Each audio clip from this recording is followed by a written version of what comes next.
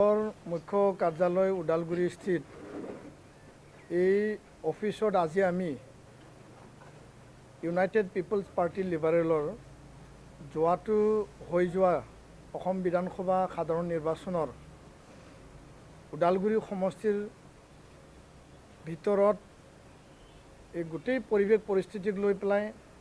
নিৰ্বাচনৰ ৰিজাল্টটো লৈ পেলাই আমি এটা আলোচনা পৰ্যালোচনা সভা আমি আজি আমন্ত্ৰণ জনাইছিল। সভাখন হৈ গ'ল, পৰ্যালোচনাও হৈ গ'ল আৰু আমাৰ যি ষ্টেৰিং কমিটি আছিল জিলাখনত এই সমষ্টি ৪৬ নং ওদালগুৰি ST বিধানসভা সমষ্টিৰ কাৰণে এই ষ্টেৰিং কমিটি আজি আমি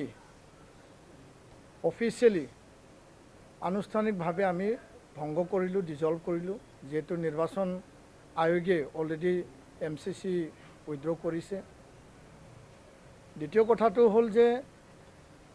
আমি দলীয় জিলা নেতৃত্ব একেলগে আছোঁ আৰু দলৰ জিলা কমিটি হৈ পেলাই ওদালগুৰি ৪৬ নং বিধানসভা সমষ্টিৰ ষ্টেৰিং কমিটিৰ হৈ পেলাই আৰু মই যিহেতু এই সমষ্টিৰ প্ৰাৰ্থী আছিল UPPLৰ মনোনীত প্ৰাৰ্থী, প্ৰায় 50,000 ভোটাৰ ৰাইজে আমাক ভোটদান কৰিলে আৰু আমাৰ সকলো স্তৰৰ দলৰ কৰ্মীবিলাকে নিষ্ঠা সহকাৰে কাম কৰিলে। বুথ পৰ্যায়ত, গাঁও সভা পৰ্যায়ত, প্ৰাইমাৰী,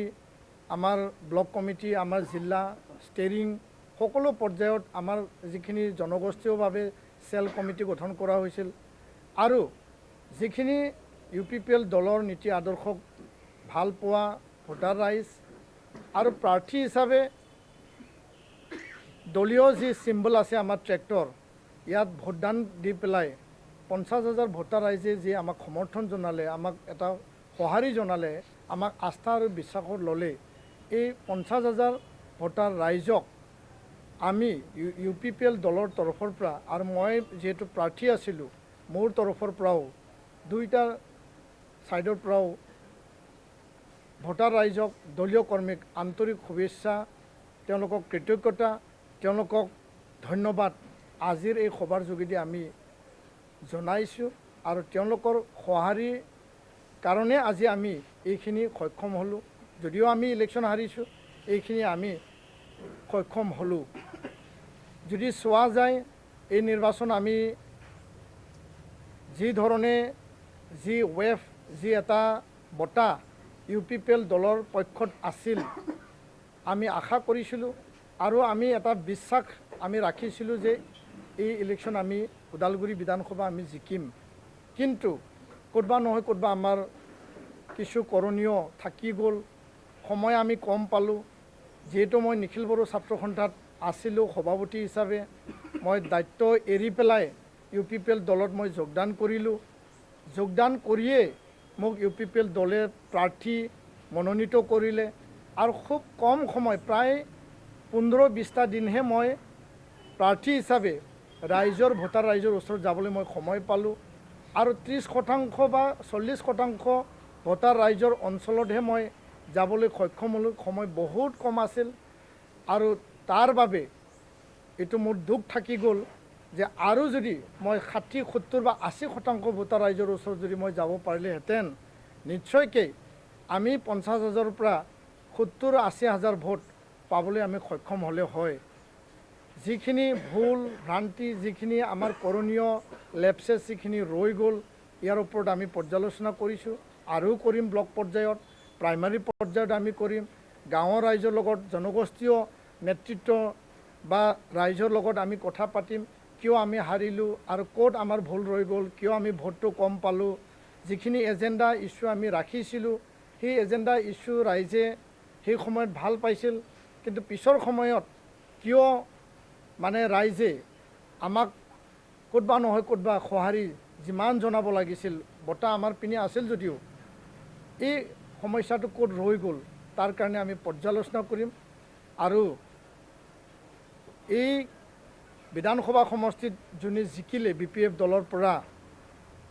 তেওঁলোকে আজিৰ তাৰিখত ভাবা নাছিল যে তেওঁলোকে জিকিব আৰু সেইটো তেওঁলোকৰ তথ্যই আমাক কৈছিল।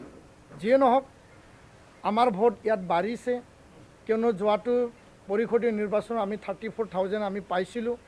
আৰু এইবাৰ আমি 49,000 ছামথিং এৰাউণ্ড 50,000 ভোট আমি ইয়াত পাবলৈ সক্ষম হ'লোঁ। তো আজিৰ সংবাদমেলৰ যোগেদি আগন্তুক দিনত UPPL দলে ওদালগুৰি জিলাত শক্তিশালীভাৱে আমি কাম কৰি যাম। ৰাইজৰ অভাৱ অভিযোগ, ৰাইজৰ সমস্যা, ৰাইজৰ প্ৰতিটো সমস্যা, গাঁৱৰ সমস্যা, অঞ্চলৰ সমস্যা, জনগোষ্ঠী জাতি জনগোষ্ঠীৰ সমস্যা, এই সমস্যাবিলাক কাউন্সিল চৰকাৰ, ৰাজ্য চৰকাৰে সমাধান কৰিব লাগে বা সমস্যা সমাধান কৰিব লাগে, এই দাবী জনাই পেলাই ৰাইজৰ প্ৰতিটো সমস্যাক আমি উত্থাপন কৰিম আৰু চৰকাৰক আমি আহ্বান জনাম, দাবী জনাম। আৰু আমাৰ যিখিনি কৰণীয় দায়িত্ব, মানে আমি বিধানসভাৰ ভিতৰত নাথাকিলেও বিধানসভাৰ বাহিৰত থাকি পেলাই যি অপজিশ্যনৰ দায়িত্ব, সেই দায়িত্বটো আমি কৰ্তব্য আমি পালন কৰিম আৰু এই কৰ্তব্য ৰাইজৰ লগত থাকি পেলাই আমি পালন কৰিম বুলি আজি ৰাইজক এটা বিশ্বাস আৰু আশ্বাস মই মোৰ তৰফৰ পৰা আৰু দলৰ তৰফৰ পৰা প্ৰদান কৰিছোঁ।